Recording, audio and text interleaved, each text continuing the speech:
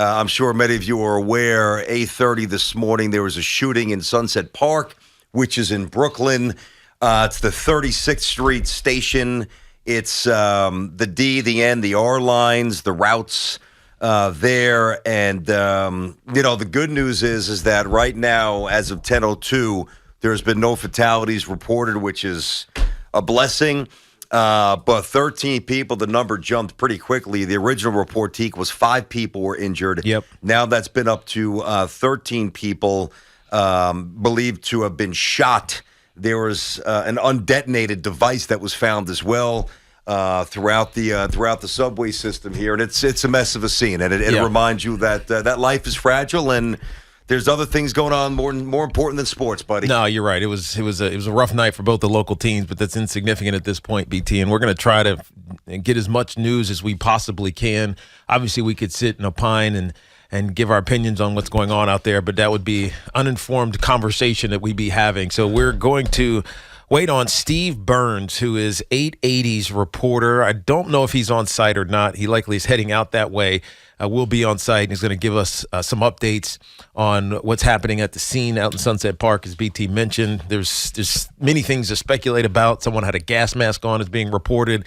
So this was likely an intentional attack as opposed to a random act of violence, like we've seen around the city at some points over the last couple of years. This seems a little bit more sinister than that. So we'll get you as much information as we can when we can, or when Steve Burns from 880 checks in with us here in the next few minutes or so. Yeah, he's going to give us a buzz here in a minute or so. And you're right, rather than just guess and throw darts and whatever, we'll get as many facts as we can, and then we'll jump into the show. Listen, we're sports guys, we're a sports station, we're the fan, that's what we do. But when our city hurts, when something happens to our people here, that will always take precedence over a blown save, which, by the way, Met fans are, obviously did not enjoy last night, or the Yankees getting shut out, and Aaron Judge getting booed here. So, yeah, I'm looking at this report now, and listen, the gun and the violence, this is not a guess, this is a stat.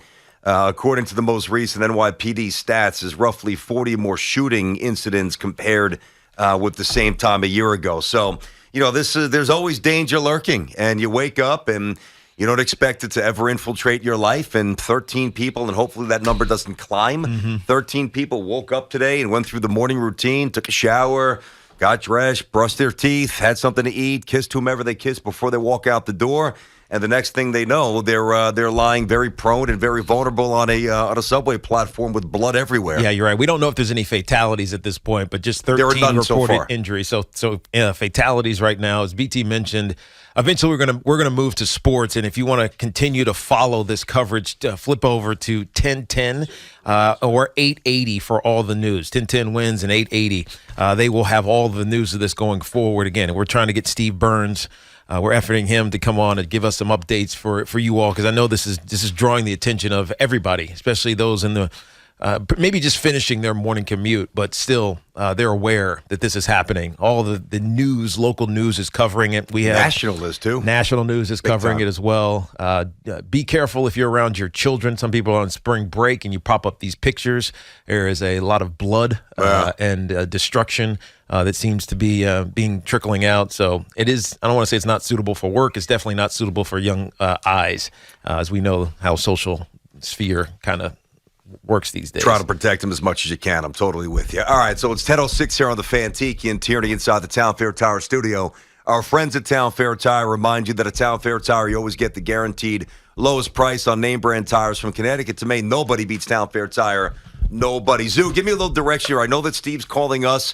What I don't want to do is start, talking about the Mets bullpen or Judge getting booed, and then 90 seconds later make this abrupt left turn into something that is far more important, making baseball seem trivial. So what are we doing here? I don't have any word from Steve yet in terms of him coming on right away, but I think we can. I think we could take a little turn here really quickly. Okay, I guess we'll do that. Again, this is what we get paid to do, talk sports, and I just wanted to. There's no way you ignore this. You get on the air and you react to what's most important. And again, when we transition back to this, it's not going to be the smoothest transition, but we'll do it. Listen, the story last night, there's two. And I know you always want to come out with a singular focus. It's the last thing you want to do is throw like 5 balls up in the air to start a show. Gets a little convoluted. But I actually think this is one day where you can throw multiple in the air, because last night to me, very, very clearly, was a microcosm of what could really derail this baseball season. I'm not forecasting doom. Both teams have talent. Yanks are talented. Mets are talented. All good. But the things that separate, perhaps, the Mets from the elite in the East would be their bullpen. Mm-hmm. And now 2 more injuries, 2 more pitchers going back to the MRI tube, as we know. One a starter, one a reliever. Trevor May going as well as Walker. And on the other side, I know they get 3-0, not a big, but to me there was such a difference in energy, in athleticism, in like dynamic quality. Did you see the double play that the Toronto Blue Jays turned? Did you see Springer on the bomb, kind of looking at the left field, bleachers, dial it down? Like, I feel like the Yankees could play 100 games and they couldn't turn a double play like that. Well, not like that, BT, but we know what the Yankees are. We know that they are a team that's going to mash. We know that they're, we even saw this with Joey Gallo, who said he came in last year thinking he was, Babe Ruth. And for those that get upset with him, he admits, look, I am who I am. I'm going to strike out a bunch. I'm going to walk. I'm going to play, great in the field, or as best as I can in the field, and I'm going to hit some home runs. But he's going to be who he is. But that doesn't mean, that's a negative. It just means that's just who he is. Whereas you look at some of these other teams and how they're constructed, Tampa has been this way for a couple of years, and the Blue Jays are becoming this way, where it's built on athleticism. It's built on, scoring in different ways, but defending in elite ways. And I think that, Josh Donaldson comes in on that double play that you were alluding to, BT. He's pinch hitting, hits into onto the shift a little bit. Hit it pretty hard. But it's right where the second baseman was standing. He flips it over. You get a turnaround. He just barely is out. But that type of play is the type of play that the Yankees haven't been making. Maybe IKF helps a little bit with that. We'll see. But it's the type of play that the Blue Jays are built to make, which is why when we were talking about them before the season and some of the challenges that the Yankees are going to face this year, that was it. It's just they're just better athletes in certain situations, and they can make plays like that, not regularly, but when they need to in critical moments, because that was a critical moment for the Yankees. Well, their at-bats, too, just seem so much more threatening. They're just younger. They're more explosive. Doesn't Toronto... I can't really prove this, although the numbers and the season will ultimately prove this out one way or the other. Don't they just feel more dangerous? They do. To me, they do. It feels like we don't know what the peak is yet. I mean, a little faster, a little more explosive, a little more. We don't know what passion, what the top end is yet. Yeah, we saw a lot of it last year. Yeah, and now they have Berrios for the whole season. They made some other moves. Vlad is more experienced. Toronto's good, but listen, you can't. I understand. Let's get to Judge, who's hearing the boos already. Now, you go back to April of 2004. You were still playing, all right? April of 2004, Derek Jeter was booed against the Red Sox this night. Now, the Yankees lost, and that dropped them to 8-9 on the season. Jeter had a rough night, 0 for 4. When he whiffed, he got booed. He dropped below 200, hitting $197. Now, this is Jeter after the Rookie of the Year, after a championship in 96, 98, 99, 2000, another World Series appearance in 2003, granted lost to the Marlins, and Yankee fans are lighting them up because they don't like how the Yankees look 17 games into the season. So I understand it's a rite of passage. I don't know if the Knick championship teams were booed in 69 and 73. I wasn't around to tell you if Namath was booed, but I'll tell you this. I know that Ewing was booed. I know some great Rangers and Islanders were booed, and Devils. I mean, when you don't play well, you're going to hear the boos. It's a rite of passage. But 4 games in, when Aaron Judge came in hitting .308, granted a soft .308. Yeah. Now we're booing Judge. Well, I mean, already. Well, there's a couple of ways I can look at this. 4 games in. I know, but there's a couple of ways I can look at it. One is undeserved, and one is deserved. I'll start with the deserved one. BT, bottom of the 8th, and this is when you started to hear these boos. Bottom of the 8th, you're down 3-0 right now. The LeMahieu gets out.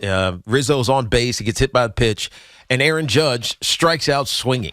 right? Now, you expect, and again, we talked about this earlier, Aaron Judge has been really good in changing his approach when there's a need. Like when there's a runner in scoring position, there's a runner on base, his average actually ticks up, which is what you expect from Aaron Judge. And so in that moment, to strike out swinging, to bring the second out of that inning, meaning your penultimate chance to go score, Aaron Judge comes, he doesn't come through.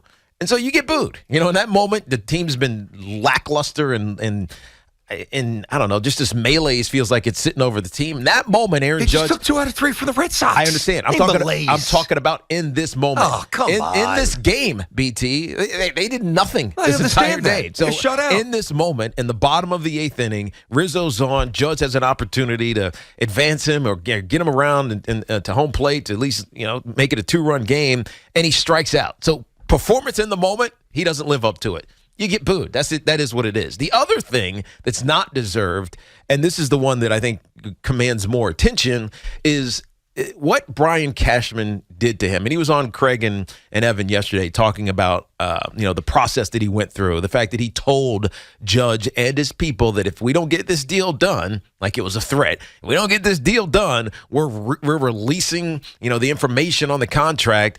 It was almost intentional to put pressure on Aaron Judge, which I think is unfair to Aaron Judge, because now Yankees fans are saying things like Aaron Judge, who claims he wants to be a Yankee for likes, turned down a $230 million deal, and so he doesn't actually want to be a Yankee for life. Therefore, I'm going to boo him. And if that was Cashman's intent, I think it's cutting your nose off to spite your face. Yeah, without Judge playing well, you're not going to win anything. That's exactly right. So if that was his intent, whether it's intentional or not, that's not deserved. If they're booing him because of what Cashman put out about this contract negotiation, then shame on Brian Cashman. If they were booing him because he struck out in the bottom of the 8th with Rizzo on first, that's deserved. That's deserved. See, I'm going to disagree a little bit. It's not deserved in Game 4 when you come in hitting 308. Let me ask you this question. And I'm happy you didn't use the word leak because that's important. It was not leaked. Brian Cashman flat out said, "That's right. We're going to divulge the exact numbers if you don't sign this deal." So leak is not the right terminology. Okay, since we moved past that, we can now get to Judge last night. If those numbers weren't divulged, does he get booed last night? Game 4. In that moment, probably not. Exactly. So the Yankees PR machine has already won. They're both connected. They are connected. They are. And listen, I get it. We've talked about, again, we weren't around for this, but Mantle got booed. I referenced Jeter in 2004 against the Red Sox in the 17th game. I remember a couple of years after that, Mariano blew a game. I believe it was 2 straight games to the Red Sox in April. He got booed. It happens. But I think that the difference here is that the impetus behind the booing is born out of something that is a little not within the flow of the natural booing process. Yeah. If that makes sense. No, it makes perfect sense. It's Game 4. Yeah, performance. You can get booed for performance. You get. Here's why I'm going to boo you. If you don't bust your tail, if you're a bad person, and if you are consistently terrible. Like if the Mets have myriad bullpen implosions, you boo them. The poor kid last night, the Phillies third baseman, you got to boo him. 3 errors, it is what it is. That is what it is. You got to boo him. There's a professional standard that's expected. When that standard's isn't met, you get booed. But Aaron Judge came in hitting 308. He wasn't 1 for 21. I know it. So this has all been accelerated by the Yankees. And this goes back to what I told you yesterday. This is a sport that you cannot predict. And to think that Aaron Judge compartmentalizes this as seamlessly as he's compartmentalized every other season, I think is naive. Now they're booing. He's got no ribbies, no bombs on the board. The contract's not done. The Yankees, who knows what happens next few games against Toronto. I'm not saying he's not going to recover, but to think that he just smoothly transitions into a 40-something home run season is naive. Yeah, but it's naive. But I also have faith in Aaron Judge being Aaron Judge. He just his history of when he's healthy tells you that he's going to be Aaron Judge. He's going to mash. He's going to be clutch. He's going to do all those things. It's the first game in their second series. I think Aaron Judge is going to be all right. There is pressure. But I think that's pressure that he welcomes. It's pressure he's never had. It's true. It's pressure he's never had. I don't know. But He's never had this pressure? $230 million worth of pressure? No. This is tangible. Yeah, it's one thing I think it's to less know about money. I don't know as a player if you are actually thinking about the money in the moment, right? After leading up to a game, maybe. After the game, maybe. When you start to hear the noise and the nonsense that gets floated around, but in the midst of standing up against Standing up against Simber in the bottom of the 8th inning, and you get behind an account, and I don't think you're thinking about the pressure. You're thinking about how can I get a hit. You're trying to recognize what he's throwing, That's right. You're looking at the scouting report, your recollection. I agree with that, but where I think it now infiltrates his day-to-day life is, you're right, when he's 60 feet 6 inches away, he's not processing that. No, he's got to do his job, and he's a pro. But when it now begins to manifest itself, that slow walk back to the dugout with the cascading of boos.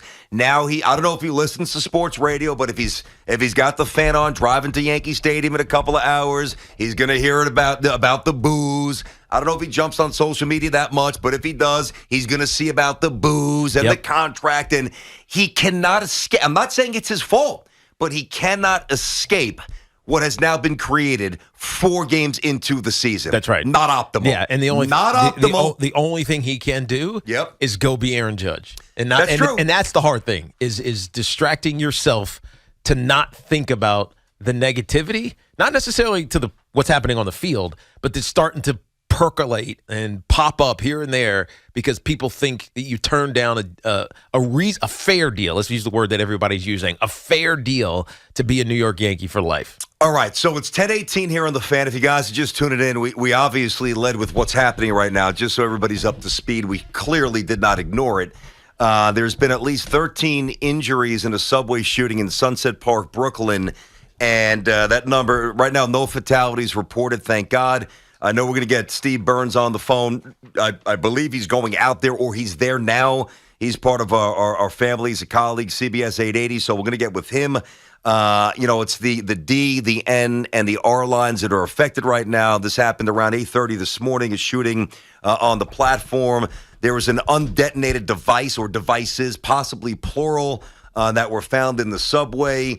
When something like this transpires now, I don't want to say it's out of the NYPD's hands, but now the Terror Task Force has obviously taken over because there's a threat of terrorism. So this is, I'm not trying to sound the alarms, but, as much as we're going to talk about Judge and the Mets bullpen, incredibly trivial when you look at what's really plagued our city so far this morning. So we're going to juggle both, and we'll juggle both as best as we can. Yeah, most certainly. And as sensibly and with as much sensitivity as we can. 877-337-6666.